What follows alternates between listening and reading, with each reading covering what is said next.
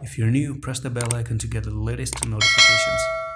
Assalamu alaikum everyone, welcome back to a SHIB video update today. And the market has made a little bit of a cool down, but SHIB does not look like there's any interest for SHIB to cool down at the moment. We do have, technically speaking, we are meant to actually come to this target here, which is 1618. I just want to see on the 4-hour time frame, maybe I can even try to trade it, and yeah, we have a little bit of this pattern right here. Let's check the EMAs on the 4-hour time frame, and you can see that the 10 and the 20 is pretty much supporting SHIB right now, and you haven't really lost the 10 and the 20 for quite a while. So you can see it's pretty strong. Even though you went up, you're coming down. I think this is a very healthy move because you're moving up and you're correcting to the downside. You can even make another impulsive move all the way up to 1363, and that can actually be a move all the way to the upside like this. So actually guessing is not a good practice. Let's use the fibs and see what happens. So if I take the top to the bottom right there,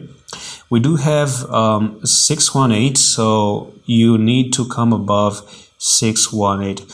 For some reason, I think I'd really want to try this trade actually. I kind of want to take an entry here, and because the risk is not as big actually. So if I do check it out, it's almost like a 1.66% risk if I do look at that, right?